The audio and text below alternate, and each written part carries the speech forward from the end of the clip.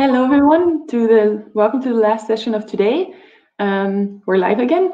I hope you all just came from Timothy's talk and joined us here. I just want to remind you, for those who are new here or specifically came in here for this talk, there's the chat on the right side. You can just write anything you're thinking of there.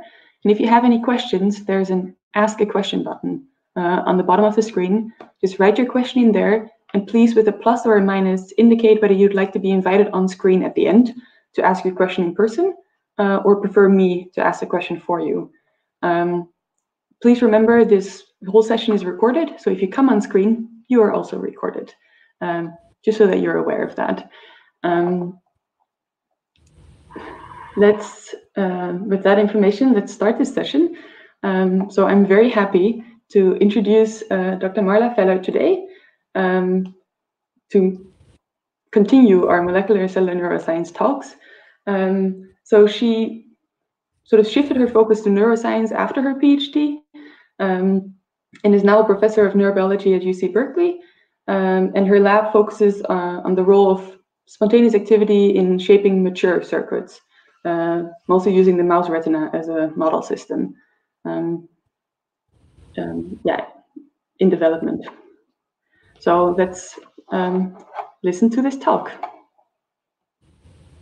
Okay, so I want to start by thanking the organizers who have been incredibly flexible and have persevered on putting on this conference. It's very impressive, and I want to thank you for your patience and friendliness for getting us all online and making this happen. So thank you. So what I'd like to talk to you about today is a research project in the lab that's been going on for quite a while that addresses this question on how a circuit in the retina gets wired up during development. So we'll be talking about direction selectivity. So as an outline for today's talk, I'll first give a brief introduction to direction selectivity. I'll describe the circuit that mediates direction selectivity. And then I will spend most of the talk talking about the experiments we've done to test a specific hypothesis about how the morphology of the neurons that make up this circuit, do they play a role in generating direction selectivity. Okay, so to get everyone on the same page, I'm just going to start at the beginning. So vision begins when light enters the eye. It gets focused by the lens on to this piece of neural tissue in the back of the eye that is called the retina. And we like to think of the retina as a little piece of the brain that is in your eye. And that's because if you look at a cross-section of the retina, it's comprised of many different cell types. And these cell types perform computations on the images that get projected onto the retina. And so these cell types are outlined here. So vision begins with light passing through the tissue of the retina, and it activates the photoreceptors at the back of the eye. There are these excitatory and inhibitory interneurons that extract information from these images that are projected onto the photoreceptor layer. And those computations converge on the different ganglion cell types, which are the output cells of the retina. And the ganglion cells send their axons up to the brain, and it's their axons that form the optic nerve. Okay, so we like to study these questions of neural computations in the retina because it's such an excellent system for doing that, in that we can control the inputs extremely well. So the inputs begin at the level of photoreceptors, and in the mouse retina, where we do most of our experiments, there are just two kinds of cone photoreceptors and a rod photoreceptor. And when you look at the level of the photoreceptors, you actually do have a linear representation of luminance across the visual scene. So your photoreceptors you can think of as a very good camera. But by the time this information from this camera gets down to the ganglion cells, which are the output, there's been a lot of computation that's happened. And these computations are reflected in the different cell types of the multiple different types of retinal ganglion cells that exist. So there's estimates of being about 60 different retinal ganglion cell types. And not only do these ganglion cells have different dendritic morphology, they project to different parts of the brain, but they also extract different features from the visual scene. And so this is and that ability to extract those features relies upon the circuitry from these interneurons that link the photoreceptors to the ganglion cells. And so this is why it's such a great system for understanding neural circuits and computations, because as I said, you can control the inputs, and we have a very good idea of what the outputs are trying to encode. Okay, so the cell that we focused on in recent years is the direction selective ganglion cell. So this is one of the subsets of ganglion cells that are sensitive to motion. And not only are they sensitive to motion, but they're sensitive to the direction that a stimulus moves. So here's an example of a sort of experiment we do. This is a cross-section of a retina, and we'll take a bar of light and we'll project it across the photoreceptors, and we'll do a recording from a direction selective ganglion cell. And when we do that, you'll see when the bar of light moves from left to right, there are lots of action potentials that fire at the leading edge and trailing edge of the bar. You take that same bar of light and it goes across the photoreceptors, and this cell will fire very few action potentials. So that's the characteristic of a direction selective ganglion cell. It's sensitive to the direction that an object moves within the visual scene. Okay, so the way that we characterize or quantify the amount of direction selectivity that the cell has is schematized here. So this is a summary of action potentials that are recorded when a bar moves through at different directions. This is referred to as a polar plot. And what's plotted here is the number of action potentials as a function of angle.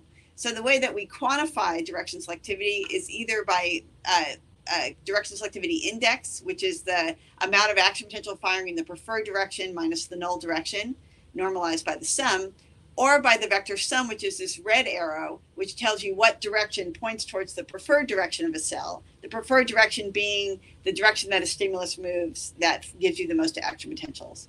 So the direction of that vector tells you where the preferred direction is, and then the length of that vector tells you how strongly tuned it is. Okay, and if you use measurements to look at measure all the or a large percentage of the direction selective cells in the retina, you find this very amazing result. And this is the result of actually optic nerve recordings that were done in the rabbit retina in the 1960s by Oyster, Barlow, and Levick, who were the first people to describe retinal direction selectivity. And what they found is that there's multiple types of direction selective ganglion cells. And the ones that we're going to focus on today are these ones on the left. So let's just talk about those. So what you're looking at are the vector sums of a large number of direction selective cells that are recorded in the rabbit retina. And even though the rabbit or the animal can sense motion in all directions, the preferred directions of these direction selective ganglion cells cluster along these cardinal axes. So this indicates that there's actually 4 types of these direction selective ganglion cells, and these are going to be the focus of today's talk. Okay, so that's the introduction to direction selectivity. You have cells that are sensitive to the direction that objects move, and that their preferred directions cluster along these cardinal axes. So now I want to spend a little bit of time to describe the circuitry that mediates this direction selective response. And to explain how the circuitry, something has to break the symmetry in the cell, and what breaks that symmetry has to do with inhibition and how inhibitory interneurons are wired onto the direction selective cells. So to get at the evidence for this circuit motif, let me tell you how we do our experiments. So what you're looking at here is a schematic of a 2-photon microscope. So what we do is we extract retinas, we place them in a chamber, and this chamber is under the microscope objective of a 2-photon microscope. We use a 2-photon microscope so that we can use various mouse lines that have GFP expressed in the different subtypes of direction selective ganglion cells. And these are examples of different cell lines that we've used so that we can target these direction selective ganglion cells. Now, of course, we need to target them we can't use bright light to target them because that would bleach out the photoreceptors. And so what we do is we use infrared light in order to find them. So this is called 2-photon targeting of these GFP labeled cells. That's how we find them. And then on this microscope, it's been outfitted with a projector that allows us to project visual stimuli onto the retina so that we can record the responses. Okay. So when we do these experiments, we do them in this flattened configuration of the retina, and just showing you again what our experiments look like. So again, this is the dendritic tree of a direction selective ganglion cell. The bar of light moves in the preferred direction. You get lots of action potential firing at the leading edge and trailing edge of the bar, and the action potential moves in the opposite direction, and you have very the bar of light moves in the opposite direction, and you have very few action potentials. Okay, so it was discovered that this asymmetry, excuse me, let me go back. So if you look at this cell, the cell itself is incredibly symmetric. The dendritic tree is symmetric. If you were to look at the distribution of excitatory and inhibitory synapses on this dendritic tree, they also look to be evenly distributed. So you need to find something that breaks that symmetry. And the idea that this asymmetry is mediated by inhibition is there's multiple, oh, sorry, I need to go through the animation again. There's multiple evidence for that. But one is if you do a voltage clamp recording that allows you to look at the synaptic inputs onto this direction selective cell during a visual stimulus, you see that there's a big asymmetry in inhibition. So what you're looking at here is the excitatory currents when the light stimulus moves in the preferred direction versus the null direction. And you see excitation is fairly symmetric, but where you see a dramatic difference is that when the stimulus comes in the null direction, you get a large amount of inhibition as opposed to a small amount of inhibition when the stimulus moves in the preferred direction. So we know there's an asymmetry in the strength of the inhibitory inputs, and it's this inhibition that mediates direction selectivity. If you block inhibition, what you find is that direction selective ganglion cell will respond equally to motion in all directions. So we know it's by inhibition, and there's this asymmetry in the strength of the inhibition. So where does this come from? Well, we know the cell that provides this inhibition, and that's called a starburst amacrine cell. So what you're looking at here in the green is a starburst amacrine cell, and what's shown in purple is a direction selective ganglion cell. And we can see that the processes from the starburst cell overlap with the direction selective ganglion cell, and it provides, and there's a lot of evidence it provides the inhibition during direction selective stimuli. So let me just take a moment to explain what an amacrine cell is. So an amacrine cell is a special cell in the retina, although there have been a few cells throughout the nervous system that have this morphology, where the process that emanates from the center of the cell is both a dendrite in that it has glutamate receptors in this proximal part of the process, and then it's also an axon in the sense that it's got release sites along the outer portions. So it doesn't fire action potentials, but it does have calcium-dependent release of GABA from the outer third of its process. Okay, so it is what's providing the inhibitory input to the direction selective ganglion cell. But the question is, we still haven't seen where the asymmetry comes from. So here we have a starburst cell that's located next to a direction selective ganglion cell where it forms inhibitory synapses. And the question is, where does the asymmetry come from? And the asymmetry comes from the fact that starburst cells are asymmetrically wired onto the direction selective ganglion cells. So if the starburst cell is located on the null side, it has a stronger inhibitory conductance than if it's located on the preferred side. And the evidence for that came from a study that was done by Wei while she was a postdoc in my lab. Wei now has her own lab at the University of Chicago.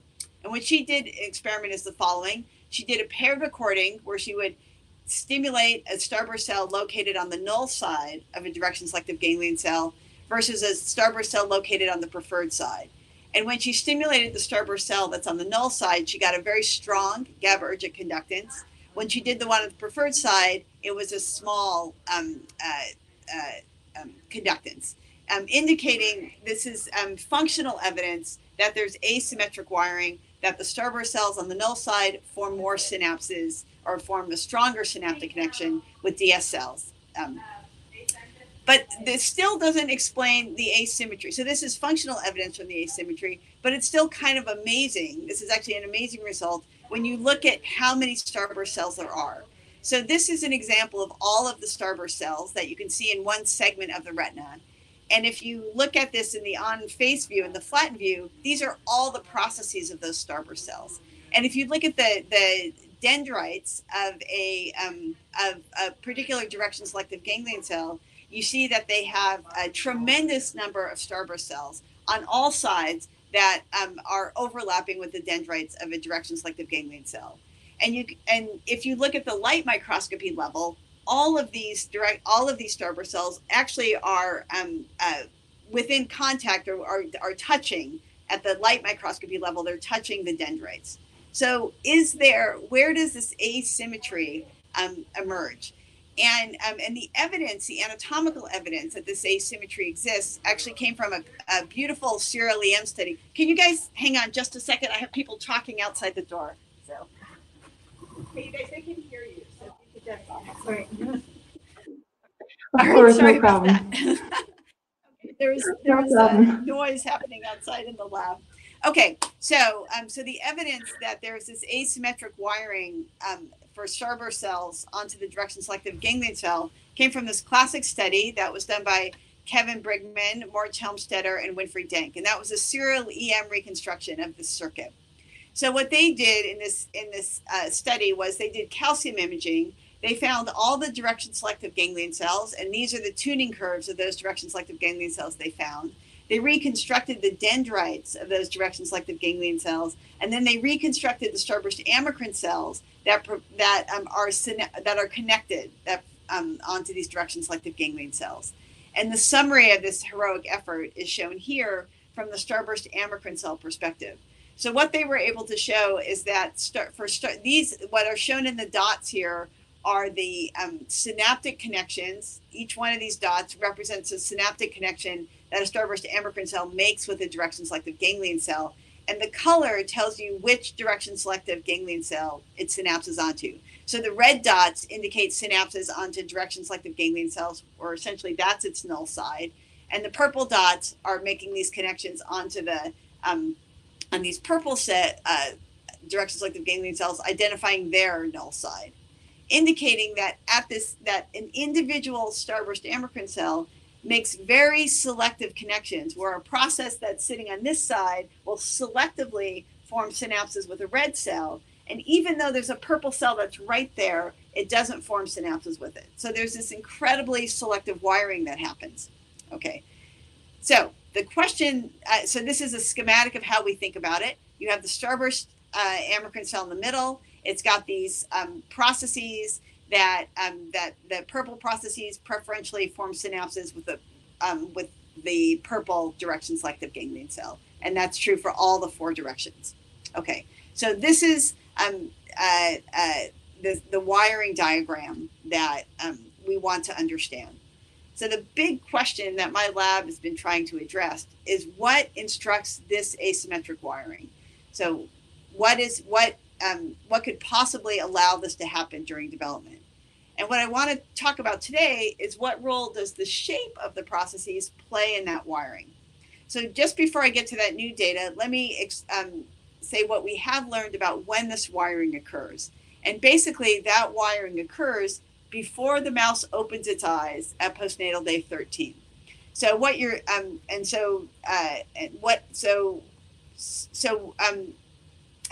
think, my apologies. So when you do when Wei repeated her paired recordings at different ages, she found that at postnatal day 14, she found that the starburst cells on the null side had stronger synaptic conductance with starburst cells on the preferred side. But if she did those experiments at a postnatal day 7 mouse, so just a week earlier, she found that that they were equally and weakly connected on all sides. And that was also true at postnatal day 4. Ryan Morey, who is a graduate student in the lab, continued to do these paired recordings and found that at a very short time during development, essentially between postnatal day 9 and 10, is when this asymmetry emerges. So the scenario we have is that you have weakly connected starburst cells all over the direction selective ganglion cell dendrite forming synapses. And in this very short 2-day period, you have a tremendous amount of, you have this increase. And this increase only happens for starburst cells that are located on the null side. In Ryan's experiments, what he found is that by doing quantal analysis, he was able to show that this increase in the number of, in the strength of the synaptic connection is all due to increasing new synapses. So more synapses are forming rather than increasing the strength of individual synapses. And so an undergraduate in the lab, Xia Zhu, wanted to look at what's happening to the shape of these dendrites at this time. So the direction selective ganglion cell dendrites don't undergo any difference between postnatal day 7, when there's symmetric and weak connectivity in postnatal day 14, where you have this asymmetric connectivity, that the direction selective ganglion cells don't change. What's shown here are the changes in the starburst amacrine cells, which actually do undergo a significant amount of morphological change during this time. So postnatal day, there's 7. And if you look along these processes, you see there's little filopodia. But if you look at postnatal day 14, you can see this part that we think of as the dendrites have lost their filopodia, and you start to see the bumps that we call varicosities that refer to the synaptic sites start to emerge. And Shaw looked at this over 3 different ages. At postnatal day 7, you see very few varicosities. By postnatal day 14, you see many. And he counted the number of varicosities and sees this dramatic increase in the number of varicosities over this short developmental window when we think the direction selective circuit emerges. So that really seems to argue that the emergence of this wiring is a synaptogenic process. Okay, so we wanted to ask this question, as I said. So we've been pursuing this in many ways, and the way that I want to talk about today has to do with the shape of the neurons that make up the circuit. So first of all, does the geometry, that beautiful symmetric geometry of the starburst amacrine cell, matter? And to get at this question, we did a collaboration with Alex Kolotkin's lab, where they identified a mouse line that was a mutant in the axon guidance molecule SEMA6A, and they found that in this mouse line that starburst amacrine cells had smaller dendrites, but they would also be missing big chunks of their dendrites. And it turns out that the mice that SEMA6A mice actually do not have direction selectivity. So the SEMA6A it's in the starburst cells, the mutation is in the starburst cells, and there's a loss of direction selectivity. And so we wanted to see whether or not that loss of direction selectivity had to do with a defect in the asymmetric wiring that occurred. And these are experiments that were done, again, by Ryan Morey. I should say Ryan is now a postdoc at UCSF in David Julius's lab. Okay, so Ryan did these paired recordings where in the SEMA6A knockout mouse, where the green cells are the direction selective ganglion cells and the purple cells are starburst cells. And you can see that they're missing big chunks of their dendrites. But despite the fact that they seem to be they have an altered morphology, if that starburst cell is on the null side, you had a strong GABAergic conductance, and if it's on the preferred side, you had a weak GABAergic conductance. So the disruption of the starburst process did not disrupt the asymmetric wiring. And this data, the summary of his experiments are shown here. If you look at the conductance in a SEMA6A knockout mouse, when it's low, if the starburst cell's on the null side, it's just as strongly connected as if in a control mouse. And if you normalize for the amount of dendritic overlap, you can see that they really are very similar. Okay, so it turns out what Ryan found is that the SEMA6A mice lack direction selectivity just because of the reduced coverage factor of the starburst amacrine cells. So you have fewer starburst amacrine cells, a less dense C of that GABA, and that's what prevented them from being direction selective, but the asymmetric wiring was maintained. So I want to spend the rest of the time talking about some recent experiments that were done by a very talented graduate student in the lab, Malik El-Kesni. And what she wanted to ask was whether the direction selective ganglion cell morphology instructs this asymmetric synapse formation. So this is an idea that actually emerged from the Sierra Leone work, where Brigman had shown that if the direction selective ganglion cell and the starburst amacrine cell process are anti-parallel to each other, they're more likely to form a synaptic connection than if they're parallel. That was just something that they found on average was the case from EM. So in order to test whether or not this is actually the case, she focused her experiments on the very one subtype of direction selective ganglion cells that have an asymmetric dendrite. These cells can be labeled by expressing GFP under this transcription factor HB9.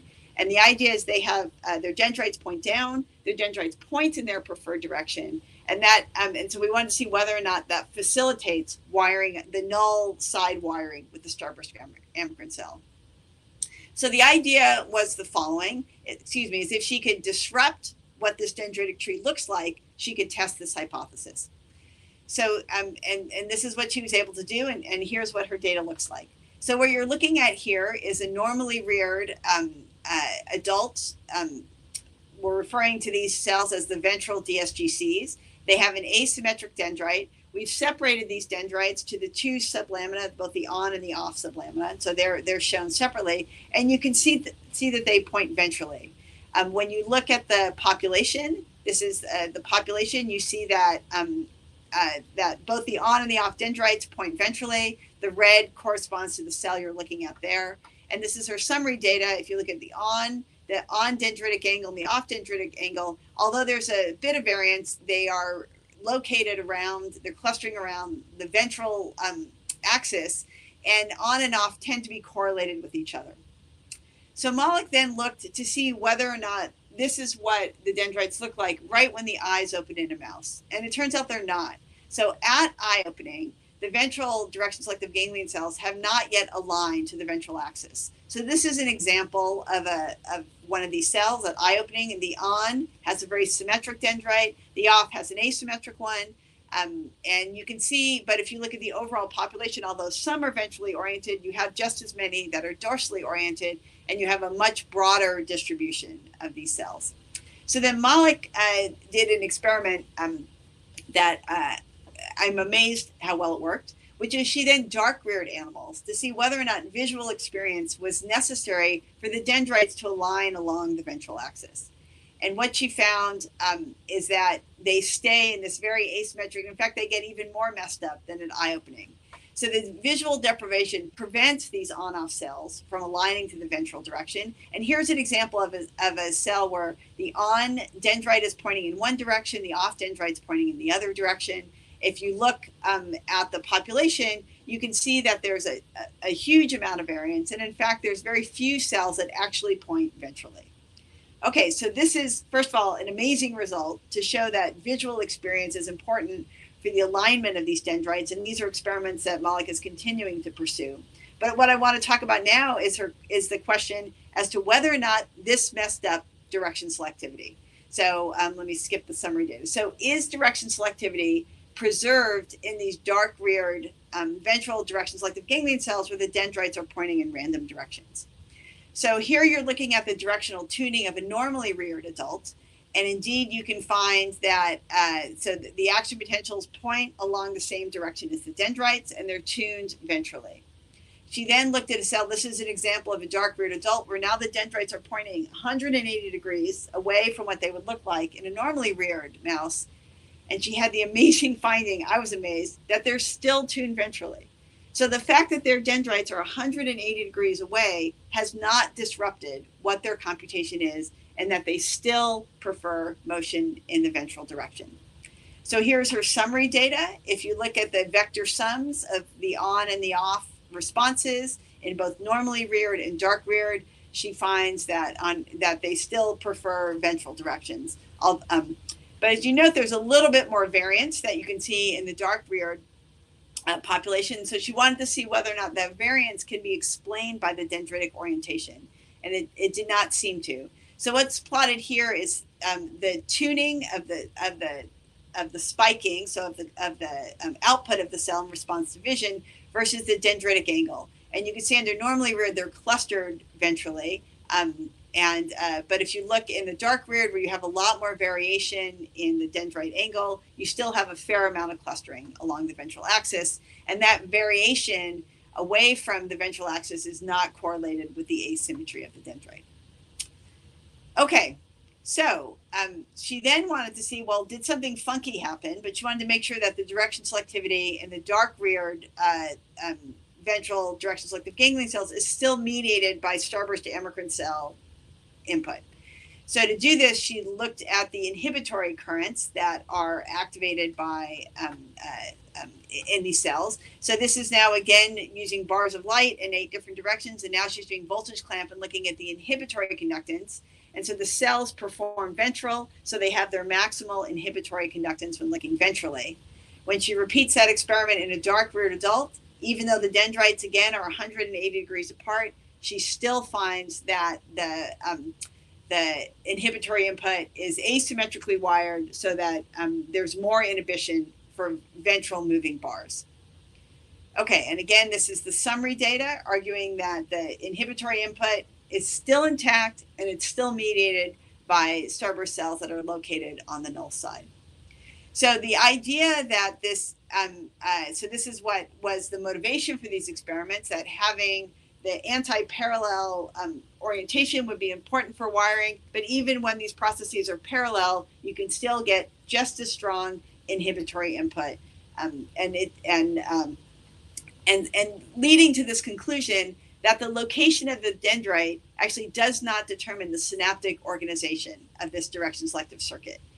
And that, to me, is a pretty profound statement. We like to think that these dendrites are polarized or asymmetric for a reason, and we like to think that the shape of those dendrites is important for something in terms of the computation.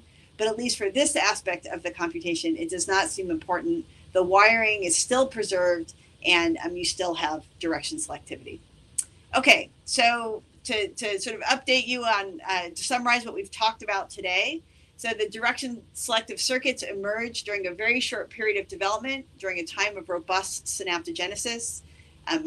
Before eye-opening, the null-oriented processes of the direction selective ganglion cells preferentially, of the starburst amacrine cells, preferentially form synapses onto specific subtypes of direction selective ganglion cells. And the morphology of either the starburst process and the direction selective ganglion cell process does not appear to instruct this process. So other experiments we have going on in the lab to get at what does mediate, what does instruct this wiring is we're doing an RNA-seq-based experiment to identify candidate molecules. We're looking at candidate molecular gradients that might be important for setting up, letting the processes know what's up, down, left, and right. And as mentioned before, our lab has been very interested in studying this spontaneous activity called retinal waves. And we're looking to see whether or not retinal waves, which are there prior to eye opening, might play a role in setting up these circuits. Okay, so I want to thank the people who did the lab. This is my lab celebrating Pi Day. And everyone is listed here. As I said, most of the work I talked about was done by Malik El-Kesni, who's funded by a pre-doctoral fellowship from the NIH. These are all recent alumni from my lab who continue to work on or have worked on direction selectivity, and I've used some of their data in the presentation. And all of our funding comes from the National Eye Institute. So thank you very much.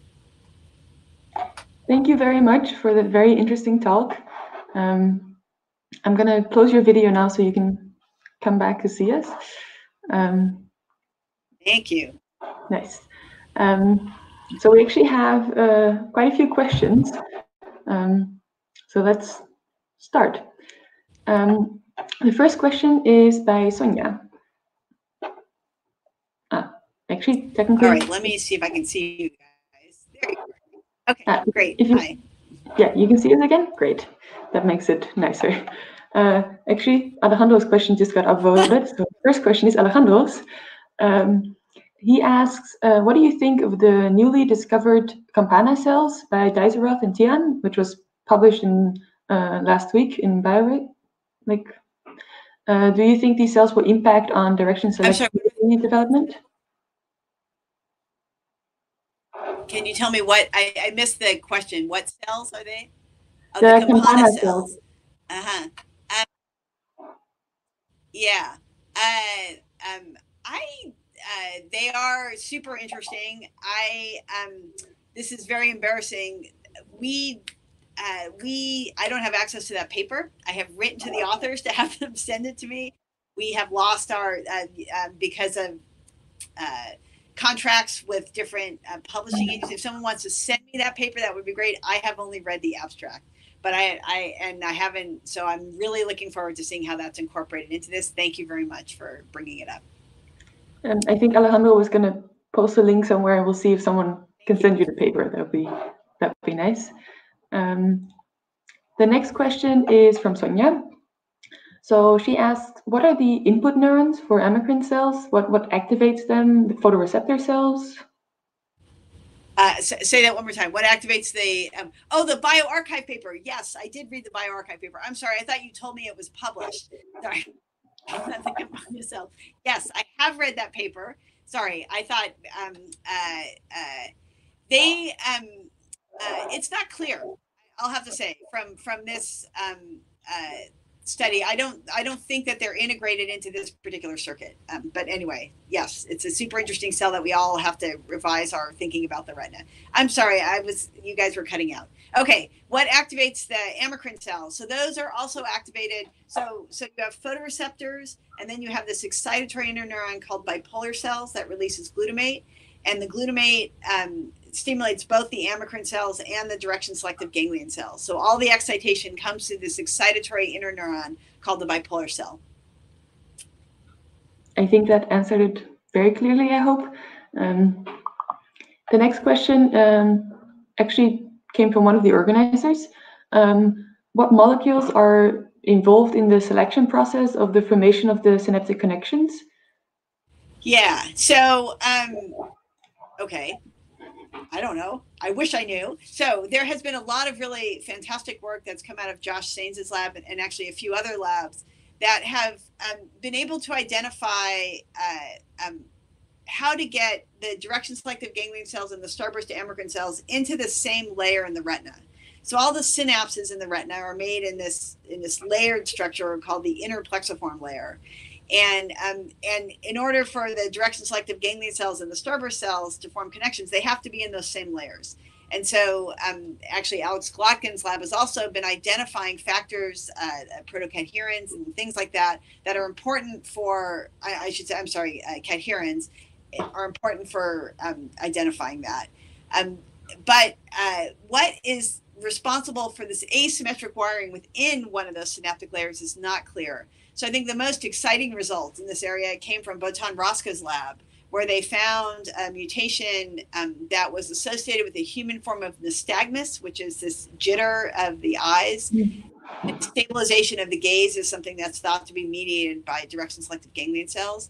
He found that this molecule FMRD7, I hope I have that order right, is found only in starburst cells, and they had a mouse knockout of it, and that mouse had a deficit in that it did not have direction selective ganglion cells for the left or the right, but it had it for up and down, right? So that was like the first knockout that really indicated that there is a molecule that's important for wiring at least horizontal versus vertical.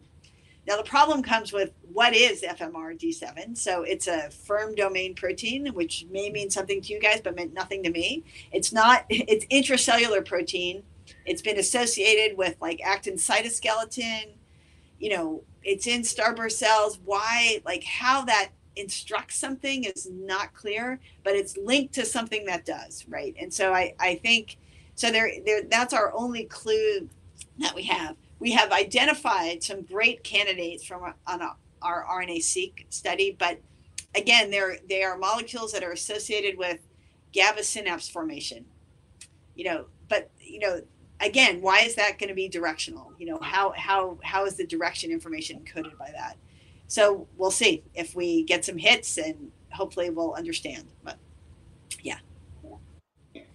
Thank you. That's definitely an interesting direction the field will probably still go into. The next question is by Tanvi. She asked, by dark reared, do you mean reared in the red long wave light, or just absence of visible light, so like the 400 to 700 nanometers? If it's the latter, would you think closing eyes physically would change the tuning? Yeah. So we raise them in a dark box. We do use an infrared light to check the cages and to feed them and stuff like that. But they only get a little bit of exposure every few days, so they're in total darkness. And we actually before we were shut down, we just started to do some experiments where we raised mice with. They would be kept in the dark, but then they are given visual stimulation. And I think this is actually a really important question, because it's not clear how much visual stimulation that our mice get, particularly directional information, particularly because mice see in the UV. and there's like no UV light at all in the ones that are raised in a cage. And so I think there's a lot of questions about what is normal visual experience, and therefore we can probably do a better job in designing a deprivation experiment, once we know what normal visual experience does. So it could be, maybe our normals are normally reared might be a little bit deprived also. And so we're going to start raising them in enriched environments to see whether or not that changes the circuits at all. Thank you very much for that very clear answer.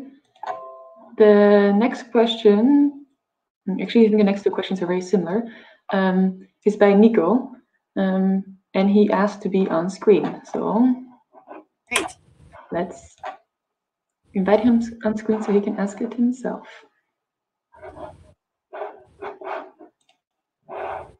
He's accepting, he's connecting, he'll be here any second. Oh, hi. Yeah, thanks for the great talk. I'm not an expert in retina, definitely, but I was really fascinated by the notion of this preferential wiring of anti-parallel processes that you mentioned, which, like, if I got correctly from your talk, it was not true, at least not in your case. So we haven't looked at the EM level, right? So maybe if we looked very locally, it might be true. Mm-hmm.